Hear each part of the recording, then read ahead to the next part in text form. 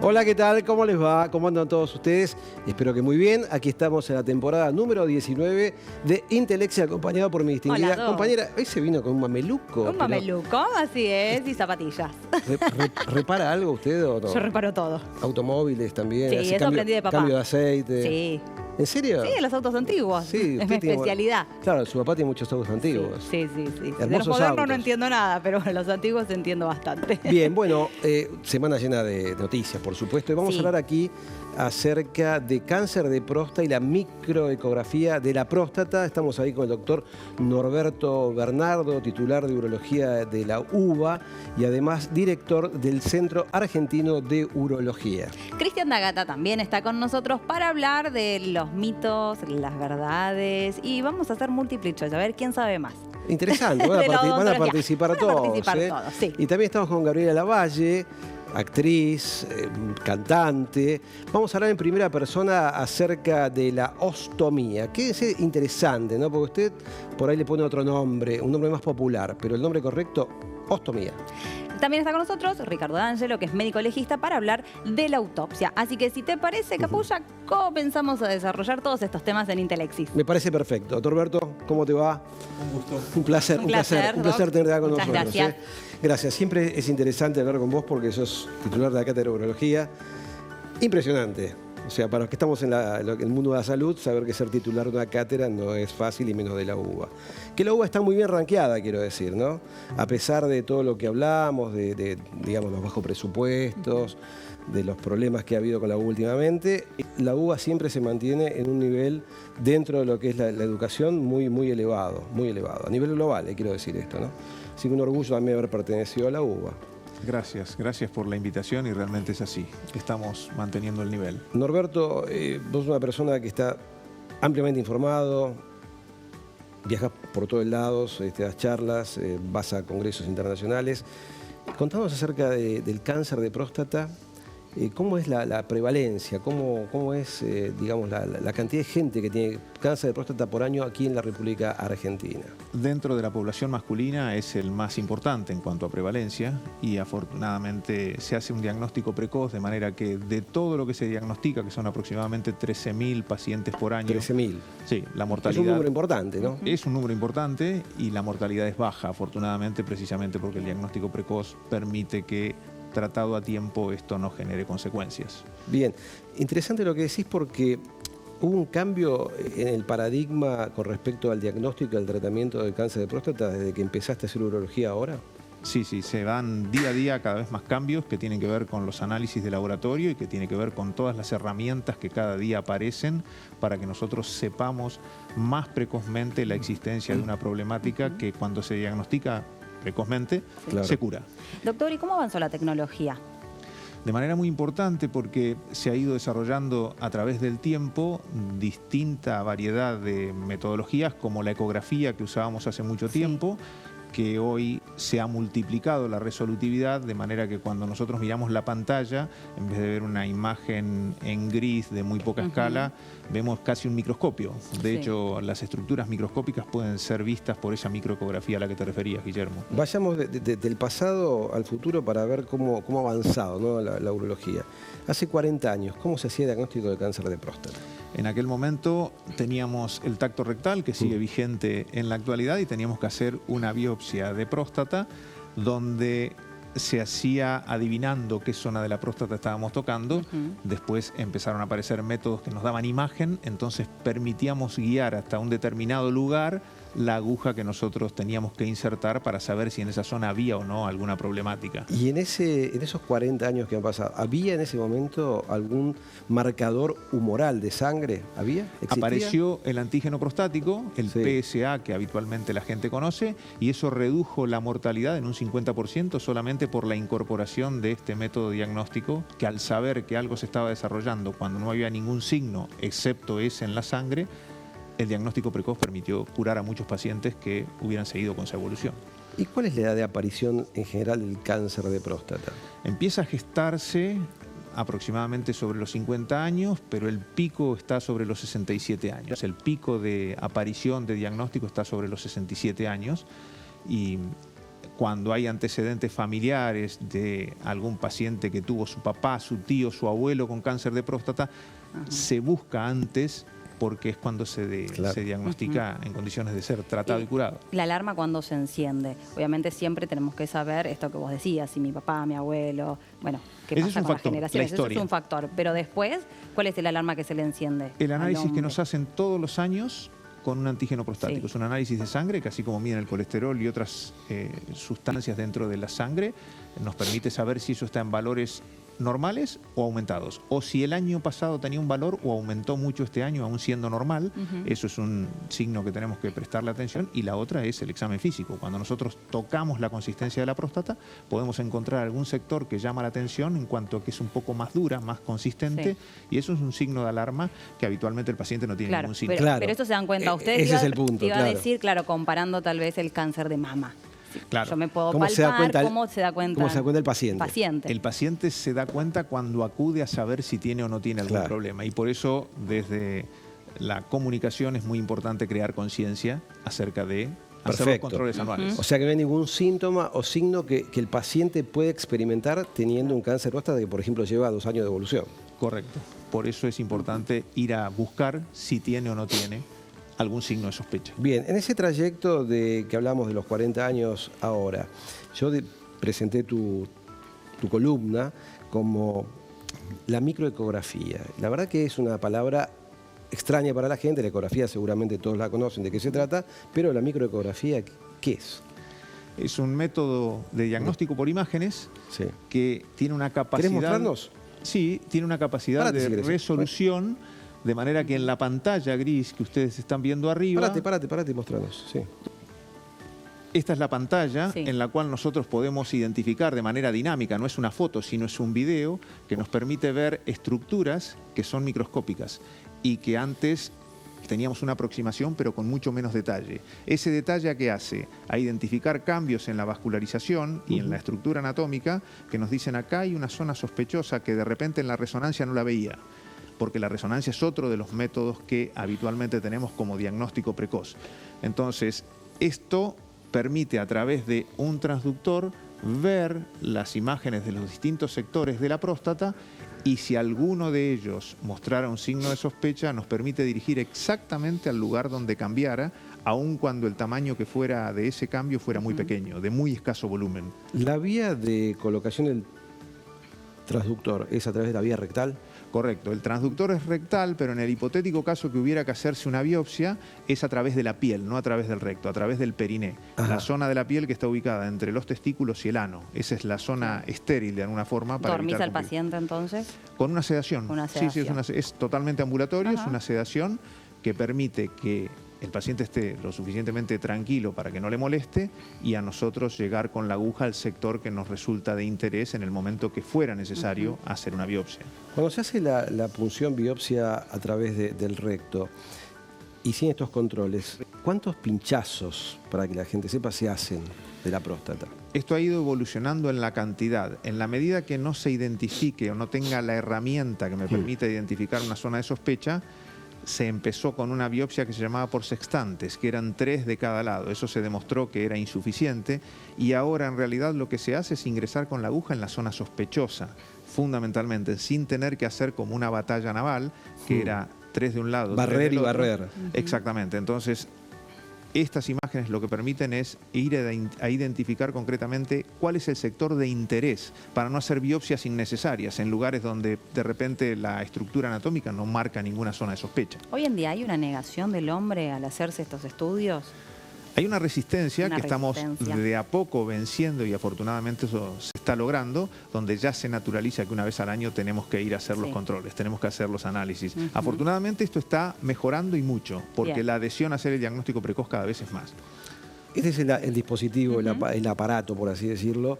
Vi que decía el primero de Argentina, ¿puede ser? Sí, es así, es así. Esto hay en Chile, hay en Brasil, en Panamá y en Argentina. Este es el primero por el momento, pero yo creo que por las ventajas que tiene esto se va a ir multiplicando en cuanto a tener una accesibilidad mucho más sencillo en términos de acceso que una resonancia magnética, donde por ahí existe el temor a introducirse Sí, dentro de un tubo por la claustrofobia, resonancia, ¿no? o pacientes que tienen un marcapasos que de repente no pueden hacerse una resonancia, y muchas veces también la limitante de los financiadores Bien. que impide tener acceso a esto.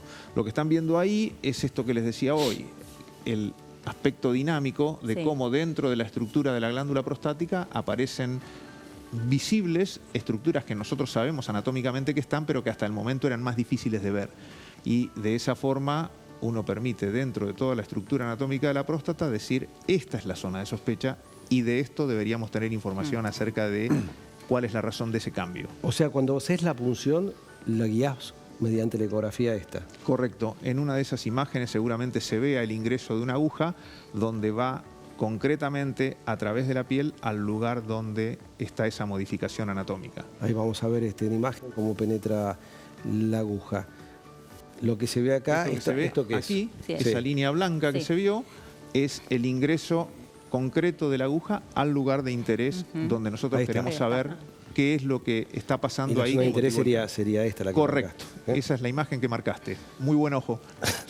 Como si fuera ¿Y urólogo. cuántas punciones tenés que hacer si tenés esta imagen? ¿Con una suficiente o tenés que tomar más? A esa zona se le llama zona target, zona Sí. objetivo. Y de esa zona, habitualmente, de esa zona se toman 5 tomas, 5 Ujú. muestras, que nos permiten tener certeza que allí hay o no hay algo que fuera sospechoso. Bueno, y si da el resultado que es sospechoso, ¿cómo se sigue? ¿Cómo se le informa al paciente? En el lapso de 48 horas tenemos el resultado de la anatomía patológica que el patólogo mira en el microscopio e identifica si hay alguna célula tumoral. Y dentro de ello nos permite establecer si es un tumor de bajo nivel de agresividad, de intermedio o alto nivel de agresividad, porque de acuerdo a ello hace que tomemos conductas distintas. Claro. ¿Este dispositivo dónde está? ¿En el Centro Argentino de Urología o está en otro lugar? Está en el Centro Argentino de Urología y seguramente van a aparecer más de estos dispositivos precisamente por esto que te decía, por el fácil acceso que tiene al diagnóstico. Esta ecografía y el estudio, ¿no? ¿Tiene cobertura por la Seguridad Social o las prepagas? Aún no, pero claramente esto se va a difundir y va a hacer que sea mucho más masificado, considerando que la resonancia magnética muchas veces es una barrera de acceso. Claro. Y es un método que tiene la misma resolutividad que la resonancia y una accesibilidad mucho más sencilla. De manera que, como ha llegado muy recientemente, está en proceso de ser cubierto por las financiadoras. Bien, Ujú. bien. Perfecto.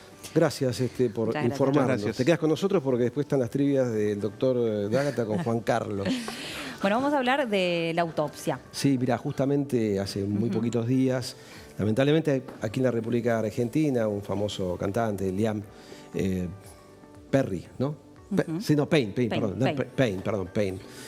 Tuvo un traumatismo encefálico importante, cayó de 10 metros de altura. Y bueno, se hablaba acerca de la autopsia, los tiempos que iban a tardar, y justamente como es un tema que a veces se habla poco, estamos justamente aquí con el doctor Ricardo D'Angelo, que es médico médico legista. Sí. Tenerte acá es un placer, gracias por Gracias. haber venido. ¿Cuántas autopsias has realizado o has estado? Bueno, alrededor de 1500 y algo de autopsias. Un montón. Un montón. Sí, un montón. muchos años, sí. Es- Ya me he retirado, pero sí.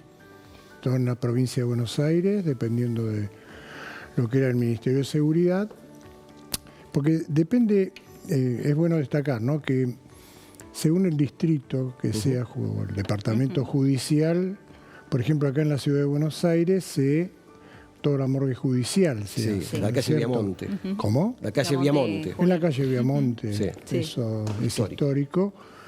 Y en la provincia de Buenos Aires se hace por departamentos judiciales, en el cual tienen designados las morgues donde se va a realizar las autopsias, ¿no? ¿A quién se le indica una autopsia? ¿Cómo? ¿A quién se le indica la autopsia? Toda muerte violenta.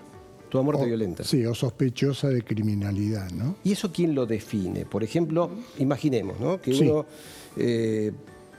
tiene un vecino, no lo ve salir, entonces uno llama al 911, ¿no? Y dice, mire, don Ramón hace 4 días que no sale de la casa. Van, vivía solo don Ramón, lo encuentran. ¿Esa persona tiene que ir a una autopsia o puede no ir a una autopsia? Han cambiado los tiempos, para ser claros, ¿no? Antes, generalmente, cuando una persona vivía sola, se conocía la enfermedad, tenía referentes familiares o vecinos o algo, se catalogaba, y yo lo digo entre comillas, como muerte natural. Digamos. Claro. No había signos, no en un examen externo en el lugar del hecho de que hubiera hecho de violencias o ningún signo de desorden en la casa, etcétera. Con los errores o con la, digamos, la sofisticación de las causales de muerte, claro, hubo errores. Han quedado muchas dudas y generalmente cuando hay casos así se termina la autopsia. ¿Cuáles son las autopsias que tardan más en hacerse? Claro, antes de hablar de las autopsias médico-legales, que es las que nos compete a nosotros, también había hace muchos años en los hospitales, las autopsias con fines académicos, digamos, sí, ¿no? Demostrar ante un auditorio de médicos, técnicos, etcétera. Presentaban un caso y la autopsia determinaba y se discutía de qué podía haber enfermado o muerto una persona. Pero eso ya no hay mucho prejuicio con eso y no se hizo nunca, casi no se hacen esas. Y quedan las autopsias médico-legales. Las autopsias médico-legales se hacen en cada muerte sospechosa de criminalidad y causa que sería de dudosa claro. ¿Y eso quién lo determina? Etiología. ¿Lo determinás vos como médico legista o lo determina la policía? Claro, según la policía toma conocimiento del hecho, informa a la autoridad judicial determina la operación de autopsia. ¿Cómo es una autopsia? ¿Puedes describirla? Bueno, sí, cómo no. La autopsia es, ante todo, es el procedimiento en el cual uno tiene que determinar la causal de muerte de esa persona. Hay muchas definiciones, ¿viste? Necropsia, ¿qué es diferencia entre necropsia y autopsia? Nada, eso no hay diferencias en eso, son un tema más que nada semántico. Tenemos que tener en cuenta que una persona está vestida, por ejemplo, vamos al lugar del hecho. En el lugar del hecho nos da la primera impresión de cómo estaba el cadáver en el momento de ser encontrado, se perimetra todo, se hace un amplio y exhausto recorrida, ¿viste? Sin alterar la escena. Eso es fundamental. Se fotografía, se hacen videos, se hace absolutamente todo con acercamientos, con toda la tecnología posible antes del lève du corps, se llama el levantamiento del cadáver, ¿no? Se preserva la ropa, se lleva a la morgue, se lo desviste al cadáver. Las ropas son fotografiadas, son guardadas, porque hay, por ejemplo, signos en la ropa, un signo de una entrada, de un orificio de entrada de proyectil de arma de fuego, deja su impronta. Eso también, perdón, ¿es resorte de ustedes analizar la ropa del occiso? No, están los peritos para eso. Perfecto. Nosotros sí podemos... Cuerpos. Claro, porque generalmente tiene mucho que ver, porque si no se fragmentaría toda la investigación del caso, ¿no? Pero es importante saber si hay un proyectil, una marca, un signo de la escarapelo, el signo. Hay muchas cosas para ver. Sí. Si es coincidente con la entrada en la piel, y todo eso lo hacen los peritos, todo lo que son las licenciaturas en criminalística, criminología, hay todo hay psicólogos, hay un montón de que tienen el cuerpo médico forense, en el cual todos estudian una parte, la parte de los peritos en balística, los peritos en criminalística, que se fijan en el tema de la ropa, la preservación, el ADN que se pueda juntar, ¿no? ¿Quién le comunica a la familia que la autoridad policial? La policía. Sí, y es obligatoria. ¿Y hay oposición muchas veces de Sí, pero es por desconocimiento, no se explica bien, ¿no es cierto? Nadie puede negarse una autopsia cuando hay un hecho que se está por resolver, por más doloroso que sea, ¿no? ¿Y participa solamente del cuerpo médico forense o puede haber un auditor, por así decirlo, o un perito de No, parte. puede decir, estar yo un quiero perito que de haya- puede estar el perito de parte, ¿no? Con la debida autorización judicial, ¿no? Claro, y muchos dicen el cuerpo habla. Volviendo al ejemplo Eso es una... Claro. El doctor Osvaldo Raffo, que fue el maestro de casi todos los forenses, capo. era... Ujú. Pero volviendo al ejemplo de él, seguramente, bueno, dicen, lo vamos a buscar a Roberto, hace 4 días falleció, pero después viene algún familiar y dice, no, yo quiero la autopsia porque para mí no falleció de muerte natural. No, Para que mí lo generalmente envenenaron por la va a herencia. autopsia eso. Generalmente entonces Sí. va a autopsia. Ya no. Inclusive en las muertes en los hospitales o sanatorios en el cual hay un accidente de tránsito, un paciente sufre lesiones, está vivo con sus lesiones, pero no puede salir de un estado que se va agravando, fallece la persona, bueno, eso generalmente va a autopsia, por más que las causas sean probablemente fáciles de definir, ¿no? Por Claro. ejemplo, en un politraumatismo, uno dice se murió de un traumatismo de cráneo, pero no siempre todo lo que uno ve o que uno se imagina pasa. Bueno, se llega al lugar de la autopsia, ¿no? El mesón famoso de autopsia. Sí. Se ve el cuerpo exteriormente, se analiza Sí. todo el cuerpo. Todas se da las vuelta. manchas, claro, se saca muestra de todo, se De fija todo. la región posterior, la región anterior, se levantan las manos, Fotos se fijan sacan. fotos sí se toma material, porque puede haber manchas que pueden corresponder a líquidos biológicos, manchas de otro tipo, ¿no? Y bueno, todo eso se analiza. ¿Y se extrae sangre también? Sí, no, bueno, ahí viene la cosa, ¿no? Generalmente se comienza la operación de autopsia con la incisión de Virchow, se llama, que es una mentopubiana, ¿no? Desde acá, desde Y a abajo partir de de ahí todo algo que es metódico, ¿no? La autopsia tiene que ser muy reglada. muy reglada, es metódica, ¿no? No se puede porque uno se pierde la hilación de los sucesos, de las cosas que uno va encontrando y uno puede confundirse, ¿no? Y se saca todo, se va viendo El tema es el siguiente, la autopsia es total. ¿Qué quiere decir? Nosotros tenemos una persona que fallece por herida de arma por proyectil de arma de fuego en la cabeza, igualmente se hace la menta Claro, no pubiana. solamente es Claro. el análisis de la herida de arma de fuego, Claro, sino claro. todo el Siempre, generalmente pongo el caso, si da el tiempo, ¿no? Una persona, una chica que había sido encontrada aparentemente en las vías del tren, ¿no es cierto? Digamos, con todo lo que significa eso, muerte por arrollamiento ferroviario, muerte accidental. Eso se hace autopsia. Si uno lo daba por hecho, listo, ya estaba y Sí. no... Hasta que se encuentra una venopuntura, o sea, en el pliegue del codo se encontró una marquita de un pinchazo. A partir de ahí empezaron las sospechas. Se hace la autopsia total y se encuentra un útero perforado y aumentado de tamaño. Se llegó a la conclusión que era una menor, ¿no es cierto?, que se había hecho un aborto, Ilegal. muere, después eso, porque eso después va por investigación policial, fallece en el acto del aborto, década del 90 estoy Claro. hablando, este Sí, es un y caso nació paradigmático, como hicieron escondiendo la causal de la muerte, de la muerte. arrojándola, pasó un tren, la arrolló y uno lo daba. Cuando hablamos de las vísceras, ¿es una evisceración? ¿Se sacan las Se vísceras? sacan, enteras? se sacan. Se puede mandar lo que se llama el pool de vísceras, se pueden enviar a los laboratorios pedazos de la Pedazos. misma, ¿no? Sí. Hay la parte toxicológica, porque Sí. estábamos viendo el tema del Liam Payne, Sí. ¿no?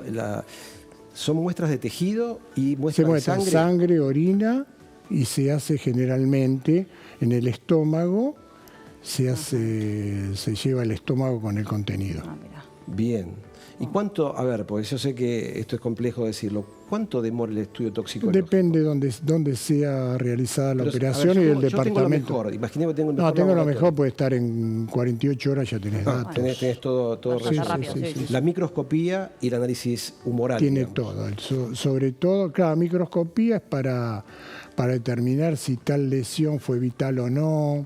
Claro. ¿Qué quiere decir? Hay muchas lesiones que se producen después producida la muerte, y ahí hay diferencias. Y una vez terminada la autopsia, ¿quién define si el cadáver va a cremación o no?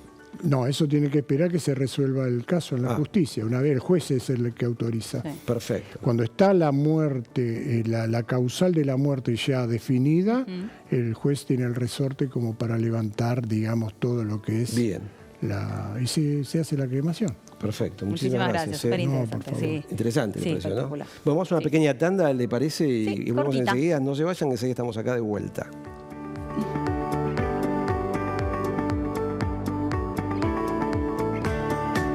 Andar, obra social de viajantes vendedores de la República Argentina. Planes de salud para empleados en relación de dependencia, monotributistas y particulares. Solicita un asesor comercial al 0810-345-0184.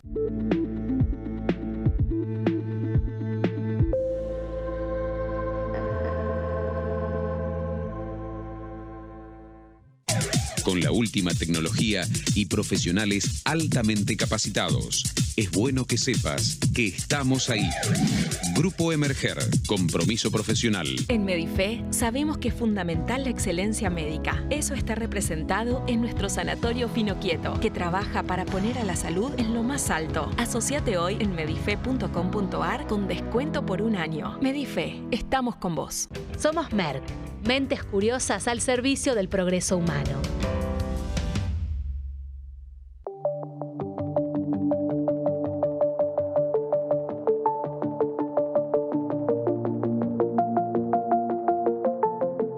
En Ciensa desarrollamos soluciones estratégicas que anticipan el rumbo de nuestro sector. Los tratamientos en terapias especiales cambian, los pacientes también. Ciensa, la salud es nuestro compromiso. Diagnóstico por imágenes, con tecnología de última generación. Laboratorio de análisis clínicos. Contamos con una planta de 900 metros cuadrados. Biología molecular, panel viral multirrespiratorio y COVID-19. Centro Rossi, cuidándote siempre. Somos Vacunar. Hace 30 años que cuidamos la salud de las personas a través de la aplicación de vacunas. Acércate a nuestro centro sin turno previo o solicita el servicio gratuito Vacunar en Casa. Conoce más en www.vacunar.com.ar.